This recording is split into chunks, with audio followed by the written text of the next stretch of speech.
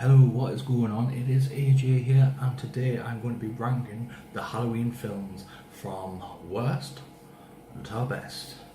So in at number 11, it's Halloween 2. There's not much I want to say about this apart from that I don't like Rob Zombie in Halloween films. Yeah, that's right. So I don't mind these other films. These other films are alright, but remaking Halloween is a massive thing to do, and unfortunately he got to do it, which is a shame. I didn't like the idea that the dream scene was the 9-bit, because that was the only part I liked in that film, where she was going through the hospital, so it was reminiscent of Halloween 2 on the original, but at the end of the day it was just a dream sequence and it was just a waste of great film. It just spoiled it quite a bit. The person running around, Micheal Myers, apparently is a hobo in this film with no mask, pants. There's nothing more you can say really. So I think we'll swiftly move on to the next one, which is at number 10. It's Halloween 2 by Rob Zombie. Might as well just get these out of the way. At the start of the film, I think there was a lot of needless swearing, and the whole point that they're just rednecks, which seems to be every Rob Zombie film, that there was rednecks. I don't get that. Can we get past this one yet? Is there anything else I can think about this film? Yes, Dr. Loomis in this film, compared to the original Halloween, he's a complete dick, which doesn't really rub well with me, because it just totally takes away from the character that was in the first film. He's just a big-headed prick, so I kind of spoiled that film with just that. There's not really much I can say about this film, just not a big fan whatsoever at all. And then at number 9, it's Halloween Resurrection. When I was younger, I went to the cinema to see this film with my friend Chris, who had just done a review a few videos back. I think it was 2 videos back. And we really liked that film. Now that I'm older and I watch Halloween quite a lot and got all the DVDs and the box sets and stuff, Halloween Resurrection is awful. Busta Rhymes and Kung Fu. Busta Rhymes, Kung Fu and Micheal Myers in the same script just shouldn't have happened in the first place. It just cracks us up. That's just ridiculous. I'll show you a little clip. Wanna fuck with me? Huh? Fucker?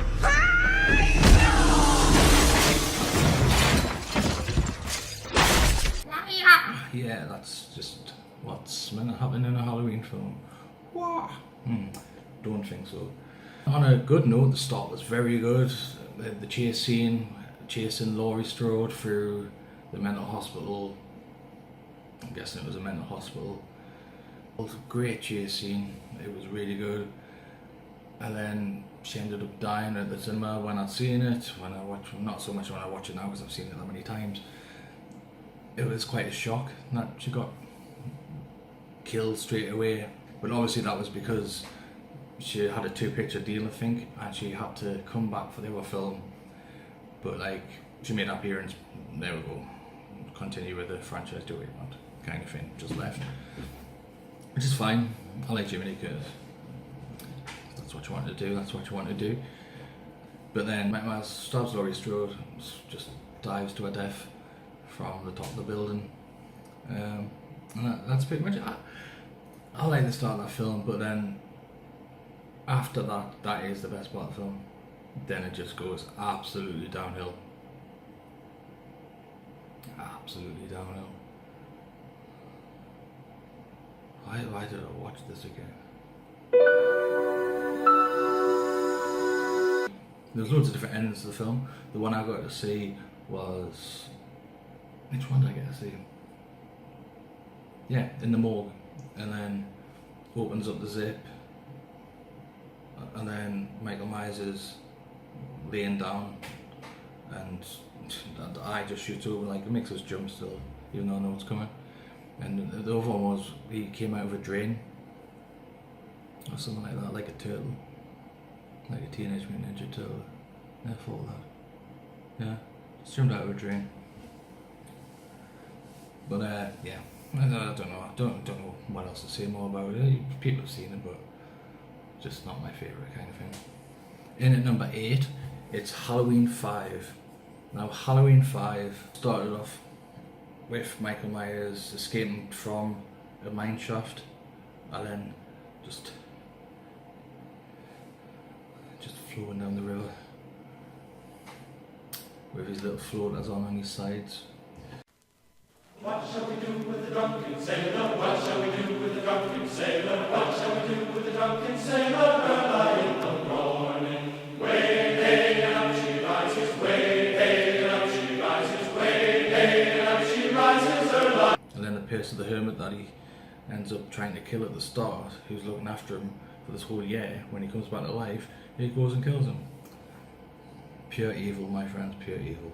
Further in the film, there's a character called Tina, and oh my god, she has got to be the most annoying character in horror, in any film, in life. This is what I mean. I wonder what Rachel's hiding behind door number 3.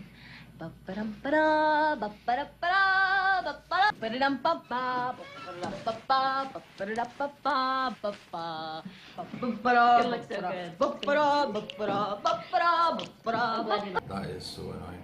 You just, like, you normally root for the victims of Micheal Myers, but you just wanted to kill straight away.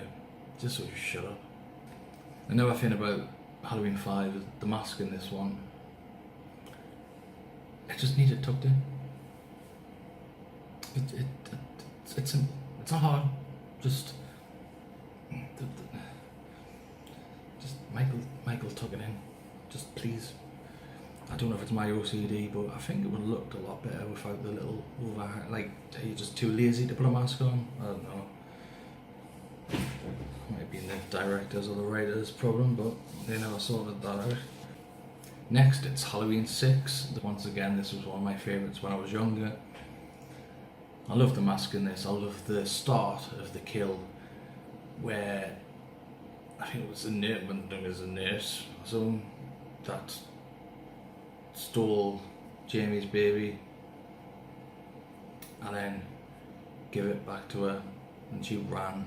And then Micheal Myers came out of the shadows, which was pretty cool, and then grabbed her by the throat, lifted her up, saw a convenient hook there, and randomly on the wall, as you do, and then just stuck her on there like a coat, and she was like a little coat hanger with her neck stuck into a hook. I thought it was really good. Then the music started, and the soundtrack of this was great because it was kind of a Halloween themed tune with guitars. And I love rock music, so like a bit of that was a bit, yeah. So that was good. Also had 2 different endings. I think I like the original ending better than the producer's cut. Mainly because it just makes more sense, where the other one is just a bit way out there. But that's just my opinion. People have a cult following for the producer's cut, which is fair enough.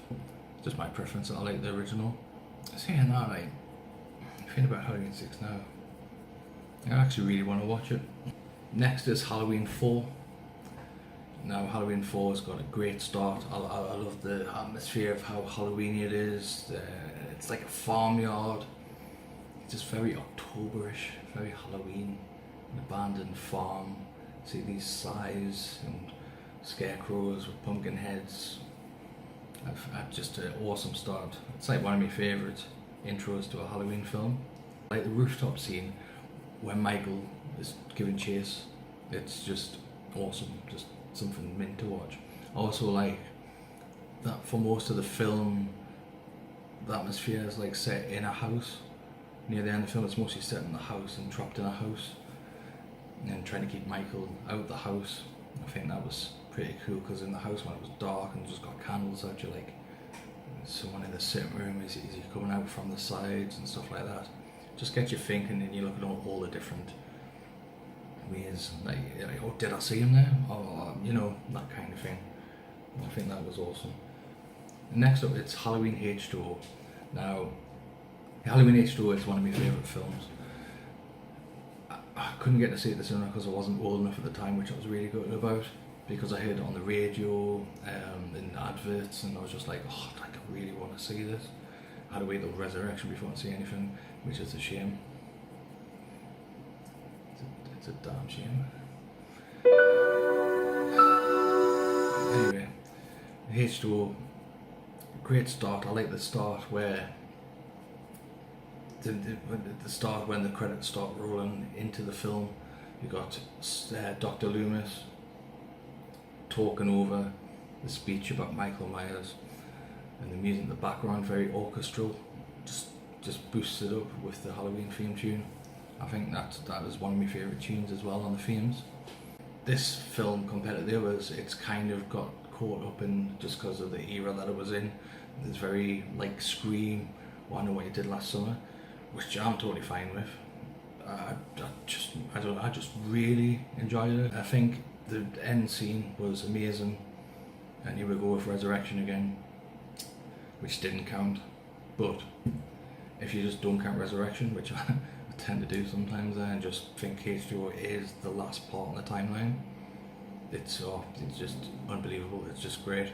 Laurie tries to run him over, getting trapped in between a tree and the van.